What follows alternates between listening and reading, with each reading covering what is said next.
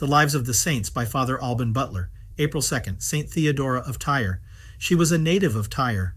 Having been educated in the Christian faith, she had, by vow, consecrated her virginity to God.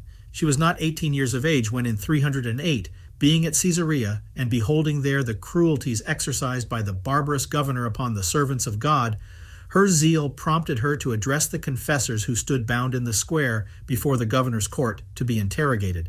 She congratulated them on their happiness, and besought them to remember her in their prayers when they should be with God, and earnestly exhorted them to patience and perseverance. The guards apprehended her as if guilty of a crime on account of this action, and presented her to the governor, who for 3 years and a half had sought in vain, by every invention of cruelty, to extirpate the Christian name out of his province. But finding the blood of martyrs to be a seed which served to further the propagation of Christianity, he was no longer master of his fury.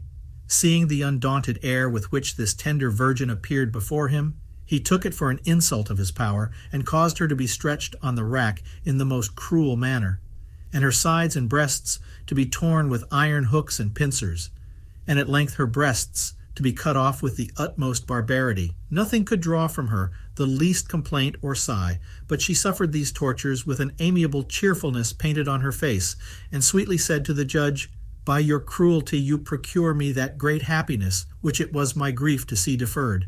I rejoice to see myself called to this crown, and return hearty thanks to God for vouchsafing me such a favor." She was yet alive when the governor, finding it impossible to add to his cruelty, ordered her to be thrown into the sea.